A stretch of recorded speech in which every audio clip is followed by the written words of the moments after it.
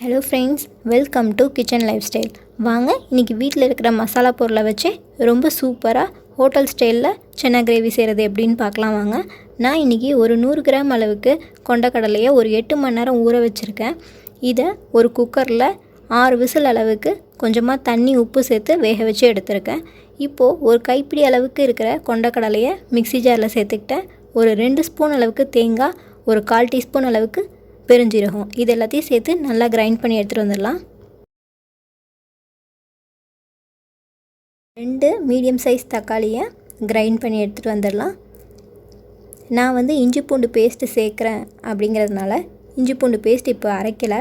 நீங்கள் இஞ்சி பூண்டு பேஸ்ட்டு வச்சிடல அப்படின்னா இது கூடவே ஒரு வெங்காயத்தோடையே 1/2 இன்ச் அளவுக்கு இஞ்சும் ஒரு 3-4 பல்லு அளவுக்கு பூண்டும் சேர்த்துட்டு நல்லா குறைன்னு அரைச்சி எடுத்துகிட்டு வந்துக்கோங்க.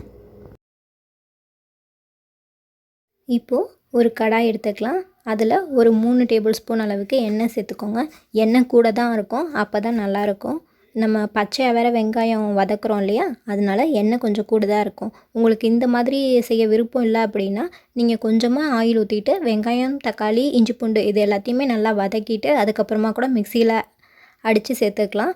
ஸோ அந்த மாதிரி வேணாலும் ட்ரை பண்ணுங்கள். எண்ணெய் நிறையா இருக்குது அப்படிங்கிற வேண்டாங்கிறவங்க அந்த மாதிரி ட்ரை பண்ணுங்கள். இப்போது மசாலா பொருட்கள் எல்லாம் எண்ணெயில் சேர்த்துடலாம். ஒரு பிரியாணி இலை, 4 கிராம்பு, 2 ஏலக்காய், ஒரு சின்ன அளவுக்கு பட்டை சேர்த்துருக்கேன். இது கூடவே நம்ம அடித்து வச்சுருந்தோம்ல வெங்காயம், அதையும் சேர்த்துக்கலாம். இந்த எண்ணெயிலேயே நல்லா சுருள வதக்கணும், இல்லைனா ரொம்ப வெங்காயம் வடை அடிக்கும். நம்ம அப்படியே பச்சையாக அரைச்சதுனால நீங்கள் இந்த மாதிரி நல்லா சுருள வதக்கிக்கோங்க. கொஞ்ச நேரம் மீடியமை விட கொஞ்சம் ஹையில் வச்சுக்கோங்க. பட் பக்கத்துலேயே இருந்து ஒரு 2-3 மினிட்ஸில் நல்லா வதக்கிக்கணும். அப்படி இல்லைன்னா பச்சை வடை போகாது. ஒரு 2-3 நிமிஷம் கழித்து இந்த பச்சை வாசலாம் போனதுக்கப்புறமா நீங்கள் மற்ற பொருளை சேர்க்கணும். இப்போ பாருங்கள், நல்லா வதங்கிருச்சு. இது கூட நான் 1 டீஸ்பூன் அளவுக்கு இஞ்சி பூண்டு பேஸ்ட்டு சேர்க்குறேன்.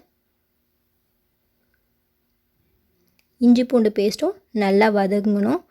வெங்காயம், இஞ்சி பூண்டு பேஸ்ட்டு, தக்காளி இது எல்லாமே நல்லா வதங்கினா தான் நல்லாயிருக்கும். அப்படி இல்லைன்னா பச்சை வாசம் அடிக்கும், அது நல்லா இருக்காது.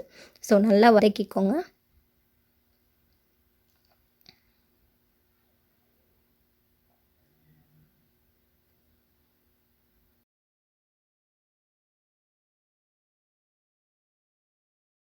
இப்போது ஒரு 1/4 டீஸ்பூன் அளவுக்கு மஞ்சத்தூள், 1 ஸ்பூன் அளவுக்கு மிளகாத்தூள், 1/4 டீஸ்பூன் அளவுக்கு கரம் மசாலா, 1 டீஸ்பூன் அளவுக்கு மல்லித்தூள், 1/2 டீஸ்பூன் அளவுக்கு ஜீரகத்தூள் இதெல்லாம் சேர்த்துக்கிட்டு நல்லா கலந்து விட்டுக்கலாம். உங்கள்கிட்ட ஜீரகத்தூள் இல்லைன்னா ஒன்றும் பிரச்சனை இல்லை. 2 ஸ்பூன் அளவுக்கு மல்லித்தூள் சேர்த்துக்கோங்க.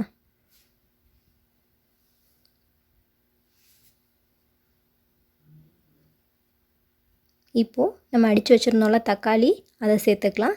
நல்லா ஒரு வாட்டி மிக்ஸ் பண்ணி விட்டுக்கோங்க. இதுவும் நல்லா வதங்கணும்.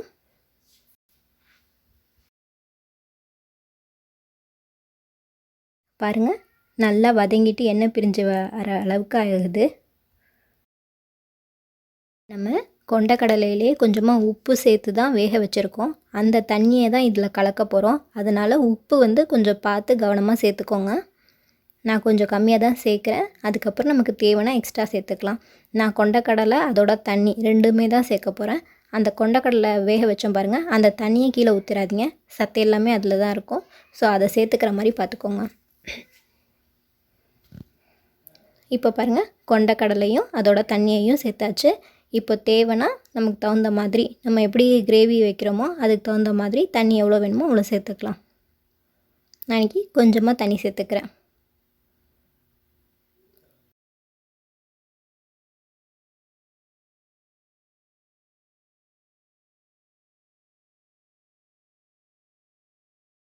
கொண்டக்கடலையும் தேங்காயும் சேர்த்து மிக்சியில் கிரைண்ட் பண்ணி வச்சுருந்தோம்ல, அந்த பேஸ்ட்டை இப்போ இது கூட சேர்த்துக்கிட்டு நல்லா ஒரு வாட்டி மிக்ஸ் பண்ணிக்கலாம்.